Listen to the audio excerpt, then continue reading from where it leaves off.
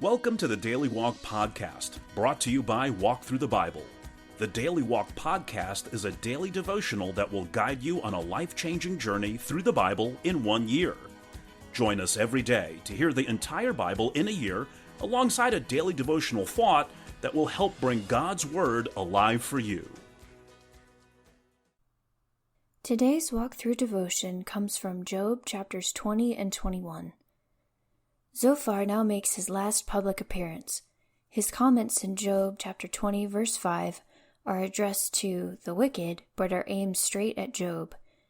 The wicked will be cut off, sin and riches will devour him, those he oppressed shall see his defeat, and the fury of God's wrath shall strike him down. Then Job interrupts.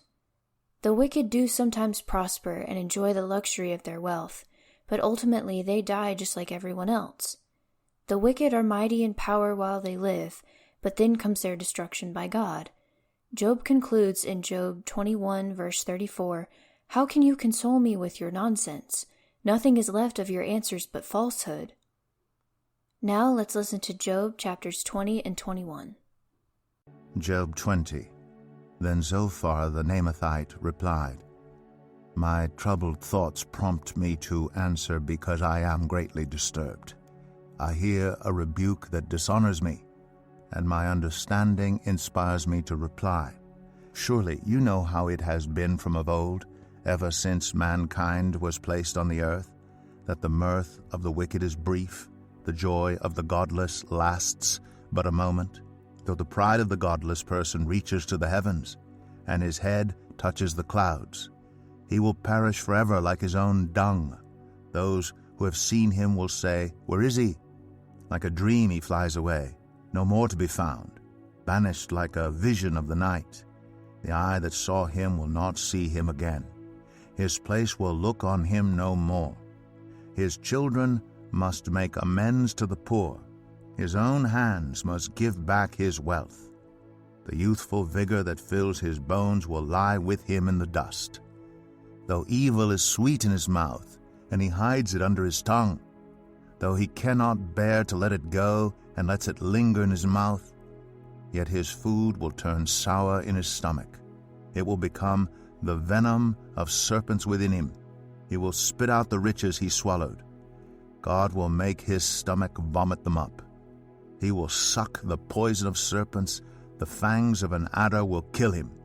He will not enjoy the streams, the rivers flowing with honey and cream.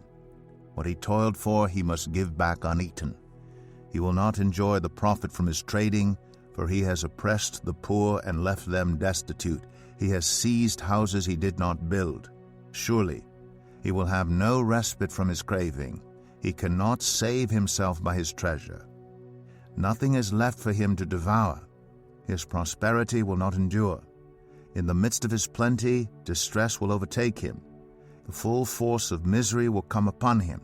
When he has filled his belly, God will vent his burning anger against him and rain down his blows on him. Though he flees from an iron weapon, a bronze-tipped arrow pierces him. He pulls it out of his back, the gleaming point out of his liver. Terrors will come over him.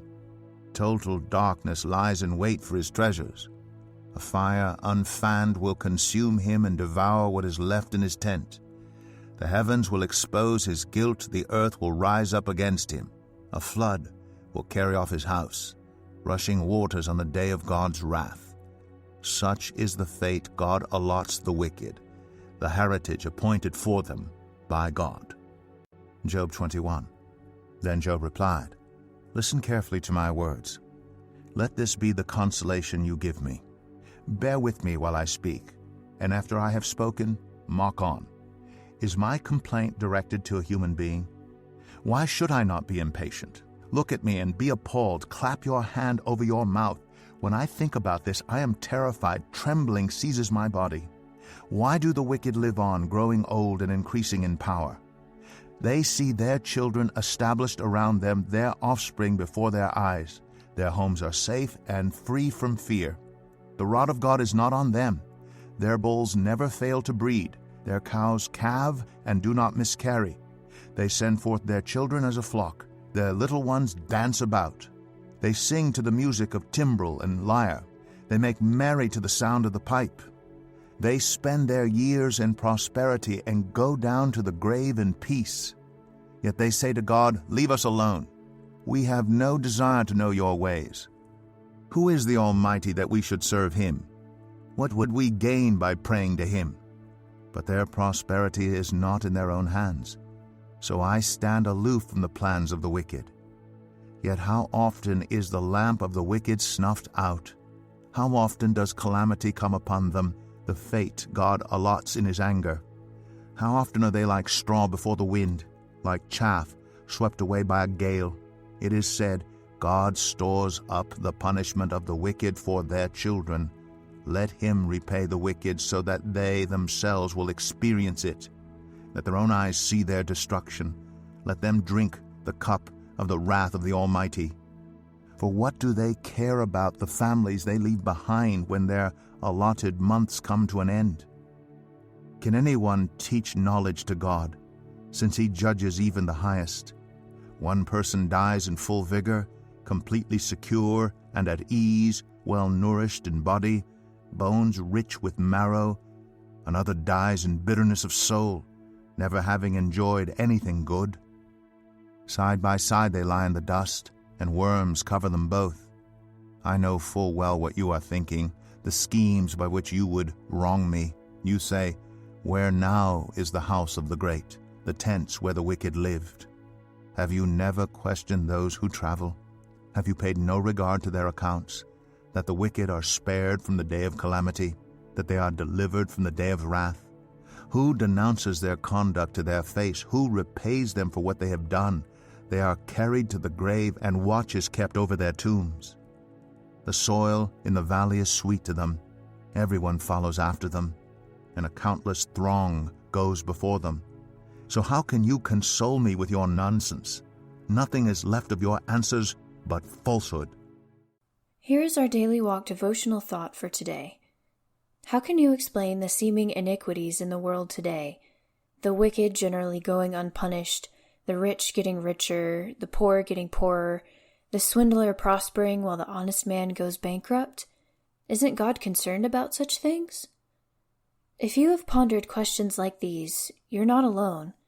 Centuries ago, Job asked the same penetrating questions about the prosperity of the wicked.